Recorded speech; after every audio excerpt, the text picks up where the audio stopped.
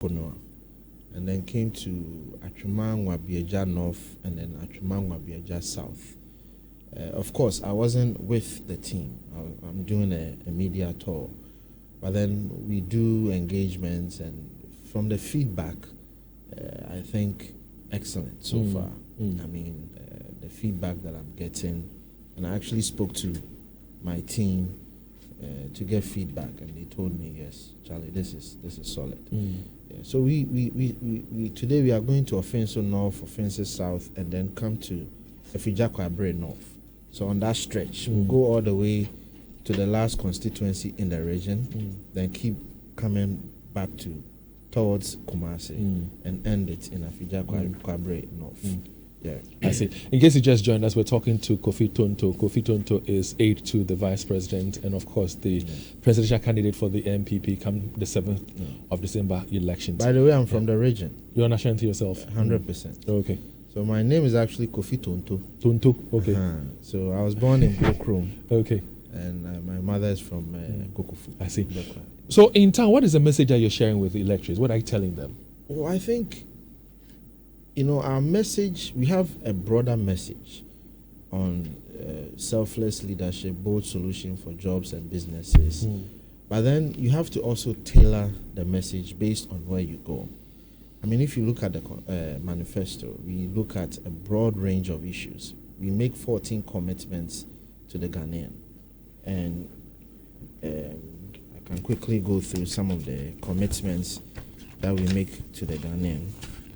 The first one is job creation. The first one is job creation. First one is job creation. No, actually, the first one is sustain and expand Ghana's rebounding economy. Yeah, true. And then second one is create jobs, implement wide-ranging tax reforms, build Ghana into a world-class digital economy, reduce the cost of living, expand infrastructure, provide better health care for all, implement affirmative action for women and girls, expand educational opportunities for all, provide good governance, care for the elderly, protect the environment, boost sports, creative arts and tourism, protecting our borders, keeping our neighborhoods safe. So these are the commitments. Yeah. But in Ashanti region, my conversation has centered on one, the implement a wide range tax reforms, because the region is a region that has a lot of businesses, traders, importers, etc. So that's a message that resonates with them. Someone in Swami Magazine who is importing spare parts wants to know how your government is going to impact their work. Someone in a Doom who is importing goods and wear to sell is definitely interested in that. And then also, in the Ashanti region, people care about jobs. The young people being the second city in the country.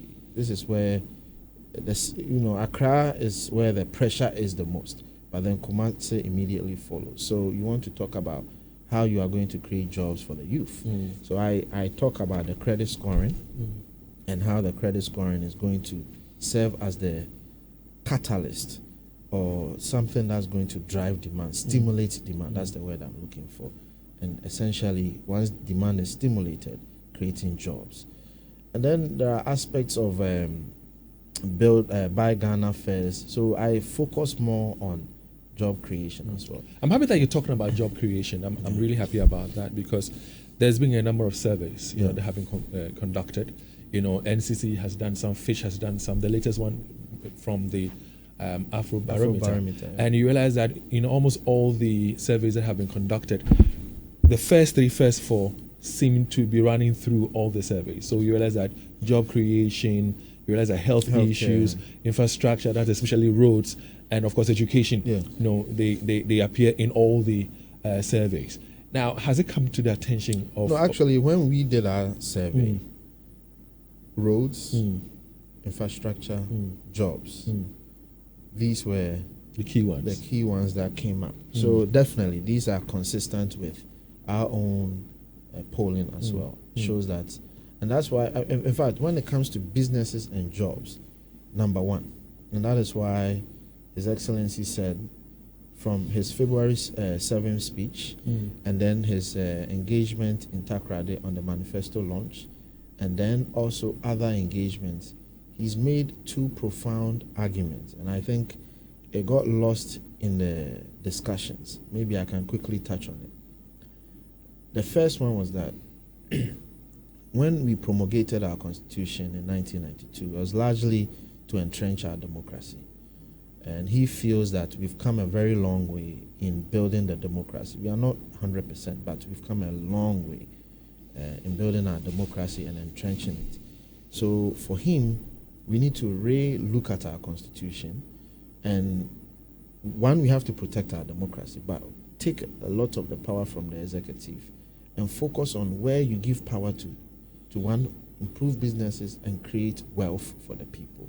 So he wants to shift the focus of the constitution from entrenching democracy to building businesses and creating wealth for the people. Which agencies and institutions do you give more powers to, so that you can create more efficiency, so that you can create more? Once there is efficiency, you increase productivity, etc., and you can create wealth for the people. Number two, he talks about the NPP as a political party and a political philosophy. The NPP is a center-right political party, meaning that we believe in capitalism, but then we believe that it's not everyone who has the capacity to lift themselves up. There are some who are downtrodden for one reason or the other. So the center is essentially, you have to come up with social intervention programs to lift up the downtrodden. The right focuses on the capitalism, etc. So largely, when you look at President Kufuor, when you look at President Akufo-Addo, even though we believe in the business environment and private ownership, etc., we also believe in social interventions. And that's why those two presidents emphasized a lot on social intervention programs to lift up the downtrodden, etc. So we've done a great deal of it, and nobody will argue the fact that we have done the most when it comes to social intervention. So protect what we have done, but then shift the focus now largely to business and wealth creation. So those are the two Kofi, help me here. I mean, how many